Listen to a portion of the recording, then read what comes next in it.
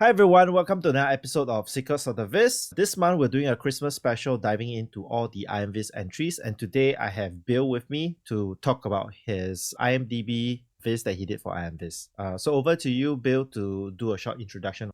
Hi everyone, I'm Bill. I work in the Air, the airline as a professional engineer, and I focus on aircraft performance monitoring and the emission reduction project. In my team, we use Tableau in the flight data analytics and the dashboard design. We will also plot the trajectory of our flight paths on the map and using the geographic function to help us to analyze the in-flight status. It's like a shortcut holding or long taxi on the ground. Currently, I am also the co-leader of the Taiwan Table user group. So this year's IMViz theme is entertainment. There is a lot of topics that you could possibly have went with. How did you decide on your topic for this year? Actually, I just started this IMViz from October 28 because I'm so busy in a month. So finally, I just find some time that I can create a IMViz work. I like to take a photo and watch a movie, but the movie part is more easier for me because we already have the data. So first thing, I just trying to grab the data from the IMDb website and to look into it. Sounds good. So maybe you want to share your screen and we can talk through a little bit on the design inspiration behind it. Okay, this one is my dashboard. And at the top, we can see this. The title is IMDb. He will figure out this one is supposed to talk about the movies.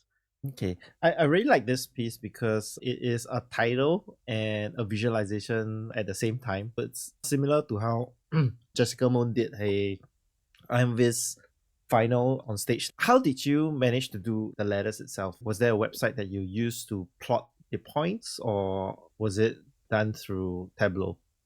Actually, this one I just made Excel. I prepare the space, the pivot, and connect with the original data. So I can get the X axis, Y axis position of every movies. I really like the fact that you have the action. Oh, So okay. you can click and then it goes to the IMDb website. So you can get more information there. Oh, I already almost forgot I have this settings function. The next section where you have this scatter plot is pretty interesting because you have 4 different dimensions for the users to play around. So it's a very exploratory kind of visualization and easy to read. Was the scatter plot your first choice when you were deciding what visualization to use for this? I realized the goal of this chart is I trying to put all the movies in my dashboard. So everyone can see all the movie and accumulate result by different distributions. So in this chart, I trying to use a dot plot and use the parameter actions to interact with the axis and the y axis. When I select different here, I can change the axis and the y axis parameter measurement. But the most difficult part is the dot plot in the runtime and the rating by rating score, these 2 options.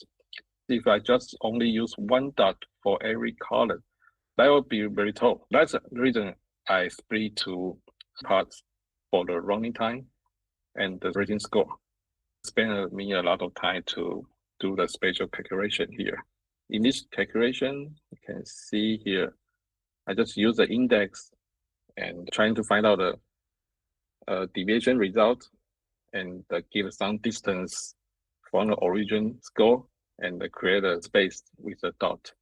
So now we can see a different result in the rating and the running time. This is really unique and cool. In here. I think this probably took you quite a long time to get the calculation right? Yeah. I spent almost half of time in this calculation. But it's worth it. The visualization ended up looking very neat.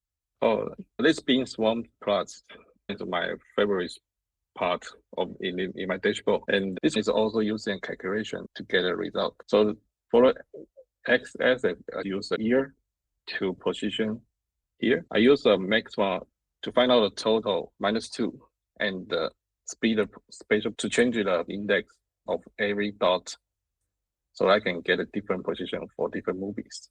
Wow, this is really cool actually. I think a lot of the data fam community, they are very spoiled for choice because you have Tristan's La Leda Vis to Mm. make this a lot easier. But you having to do this manually through Tableau is really impressive. Yeah, I also really like this chart because it's quite clear to see The the position distribution of. of it. Yeah. The next section was really interesting for two reasons. One is that you have this kind of L-shaped looking bar that is Mhm. not usually seen as a common visualization. Can you walk us through briefly on how you actually created that L-shaped bar? Yeah, I can show you. Try here. The origin idea come from the Sarah work in the table public. I just learned from her work. So at the beginning, I want to show the account of movie in the different rating and also the individual rating movie I have watched.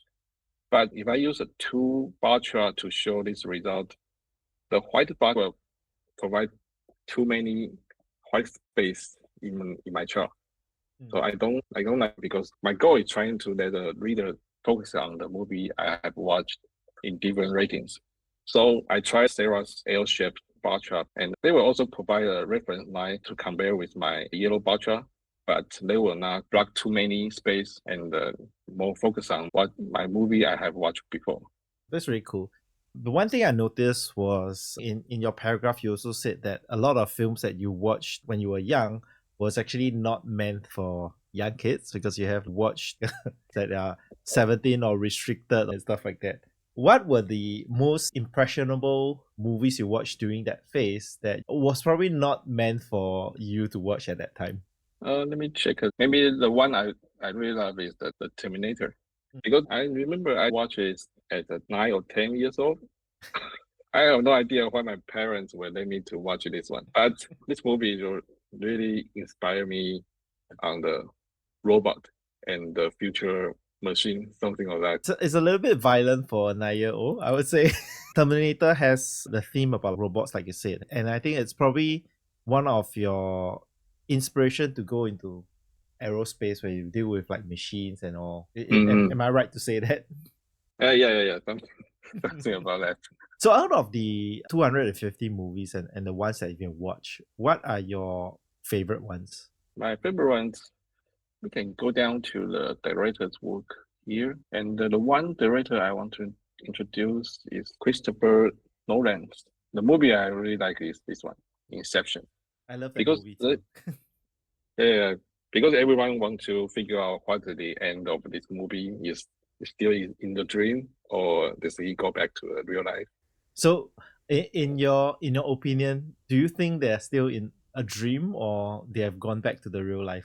In the end, I can see it's still spin. So for me, I will prefer the happy ending is he already back to the real life. That's my personal opinion. I think there were a lot of interviews that was done with the director, but Mm, he's always kept to the audience perception of the ending. So he's not mm. denying or confirming that they're still in a dream or in reality, but he's just leaving to the audience to interpret for Yeah. themselves. He intentionally stopped the movie when Mm. the top was still spinning, so it's kind of an open-ended ending. There's no right and wrong answer, I would say. The story is around the three levels streaming.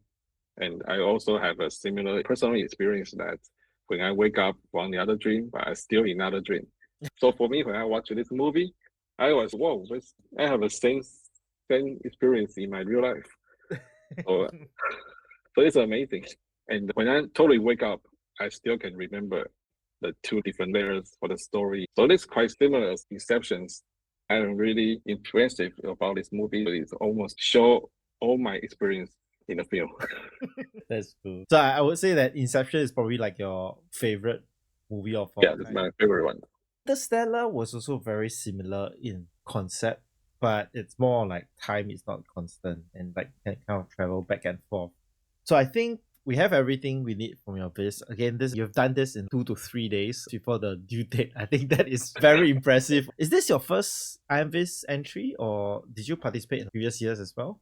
I have participated in last year and 2018. So this is the third time for me. This shows that you can enter IMVis at any time. It's never too late to join IMVis, even if you get an idea one day before the due date. Just power through, maybe you'll get something. I also really like the design of this dashboard because you have the film reel at the side. I thought that was a really nice thematic design to it. Yeah, I designed it in the Figma first and import into the Tableau. So I'm gonna ask you this because I've noticed a lot of my past guests use a lot of Figma and Tableau. So in terms of your daily workflow, how much of Figma do you use in conjunction with Tableau? Probably only 10 to 20% dashboard I will use that because normally I just use the dashboard internally. So we just use a similar design because it's more easier to do some changes or maintain it.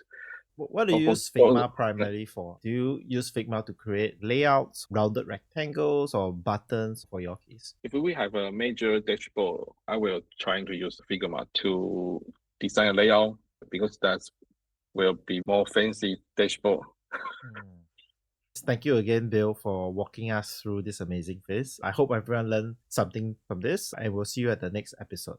Thank you, Luis. Thank you. Is there anything you're working on or you're taking a break for the holidays? Currently, I'm writing a book with my friend Jackie. He is a very famous Tableau instructor in Taiwan. And we write a book together about how to use the ChatGPT to help people to use Excel and the Tableau. This book is almost finished. That's my current project. And for next year, maybe I will try to improve my teaching skill because right now I'm also a trainer in my company. I will try to becoming better in teaching the Tableau and help others people to learn Tableau and prep. By the way, because I am also a co-leader of the Taiwan Tableau user group, in this year we have in-person meetup and we normally invite the user to share their experience in Tableau. Next year we are trying to use a workshop or industry study to teaching some hands-on skill or dive into more data analytics in different areas. Oh, that's cool.